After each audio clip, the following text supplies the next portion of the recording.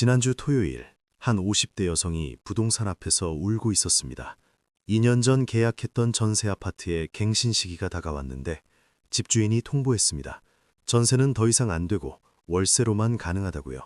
보증금은 반으로 줄이고 매달 70만 원씩 내야 한다고 했습니다. 그녀는 계산해 봤습니다. 1년이면 800만 원이 넘습니다. 그 돈은 다시는 돌려받을 수 없는 돈입니다. 그녀는 중얼거렸습니다. 우리 같은 사람들은 도대체 어떻게 살아야 하는 걸까요? 이것은 지금 대한민국 곳곳에서 벌어지고 있는 현실입니다. 전세는 사라지고 월세는 치솟고 무주택자들은 갈 곳이 없습니다. 전문가들은 말합니다. 최악의 전월세 지옥이 온다고 말입니다. 하지만 오늘 이 영상에서는 절망이 아닌 해답을 찾아보겠습니다.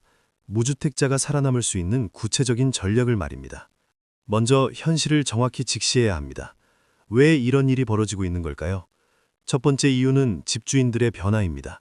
예전에는 전세를 선호했습니다. 목돈을 받아서 다른 투자를 하거나 빚을 갚을 수 있었습니다. 하지만 지금은 다릅니다. 집값이 오르지 않습니다. 전세금을 받아봐야 이자도 얼마 안 됩니다.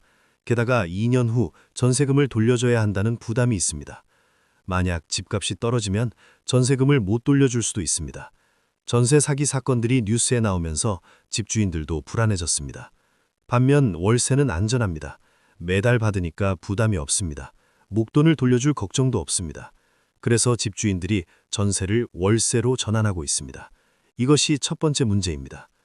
두 번째 문제는 더 심각합니다. 바로 깡통 전세의 증가입니다. 집값보다 전세금이 높은 경우가 생겼습니다. 이런 집의 집주인은 전세금을 돌려줄 능력이 없습니다. 만약 세입자가 이사를 가려고 하면 전세금을 돌려받지 못할 수 있습니다. 한 사례를 말씀드리겠습니다. 어느 가족이 3억 원을 주고 전세로 들어갔습니다. 2년이 지나 이사를 가려고 했는데 그 사이 그 아파트 시세가 2억 5천으로 떨어졌습니다. 집주인은 돈이 없었습니다. 결국 집은 경매로 넘어갔고 그 가족은 3억 중 일부만 돌려받았습니다. 이런 일이 한둘이 아닙니다. 곳곳에서 깡통 전세 피해자가 생기고 있습니다.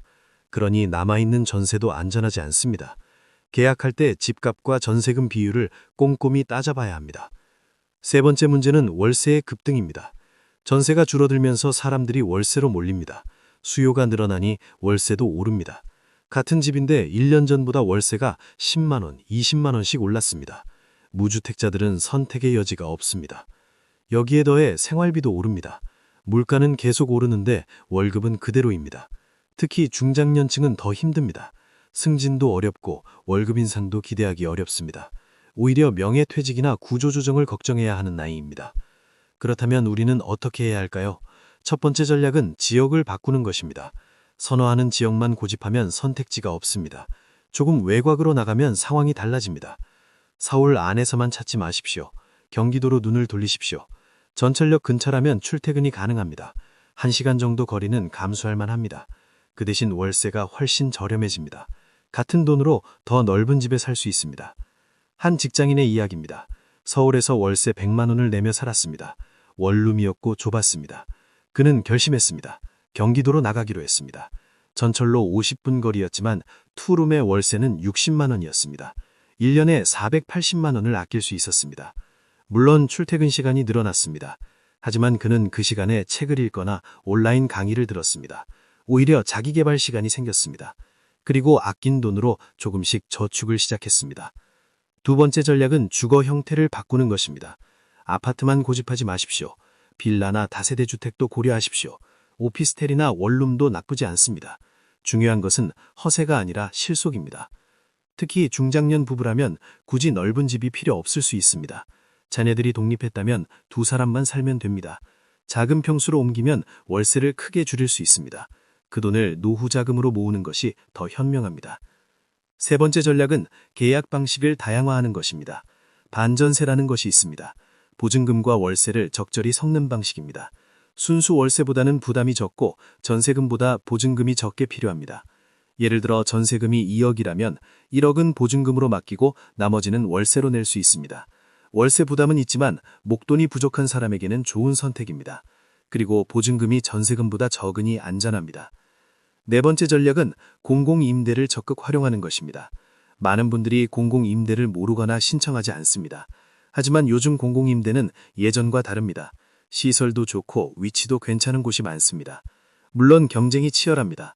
소득 기준도 있고 자산 기준도 있습니다. 하지만 조건만 맞는다면 반드시 신청해 보십시오. 민간 임대보다 훨씬 저렴합니다. 장기간 안정적으로 살 수 있습니다. 신청 방법이 복잡하다고 포기하지 마십시오. 주민센터나 LH 홈페이지에서 도움을 받을 수 있습니다. 조금 번거롭더라도 시도해볼 가치가 있습니다. 당첨되면 생활비를 크게 줄일 수 있습니다. 다섯 번째 전략은 룸메이트나 쉐어하우스를 고려하는 것입니다. 젊은 사람들만 하는 것이 아닙니다. 요즘은 중장년층도 쉐어하우스에 관심을 갖고 있습니다. 특히 혼자 사는 분들에게는 좋은 선택입니다. 같은 처지의 사람들과 함께 살면 주거비를 나눌 수 있습니다. 또한 서로 의지가 되고 외로움도 덜합니다. 물론 누구와 함께 사느냐가 중요합니다. 하지만 잘 맞는 사람을 찾는다면 일석이조입니다. 여섯 번째 전략은 수입을 늘리는 것입니다. 월세 부담이 크다면 지출을 줄이는 것만으론 부족합니다. 수입도 늘려야 합니다. 부업을 시작하거나 프리랜서 일을 하거나 작은 사업을 해볼 수 있습니다. 요즘은 나이가 많아도 일할 기회가 있습니다. 온라인으로 할 수 있는 일도 많습니다. 자신의 경험과 지식을 활용해서 강의를 하거나 컨설팅을 할 수도 있습니다. 월 몇십만 원이라도 추가 수입이 생기면 큰 도움이 됩니다. 일곱 번째 전략은 장기적 관점을 갖는 것입니다. 지금 당장은 힘들어도 이것이 영원히 계속되지는 않습니다. 시장은 순환합니다.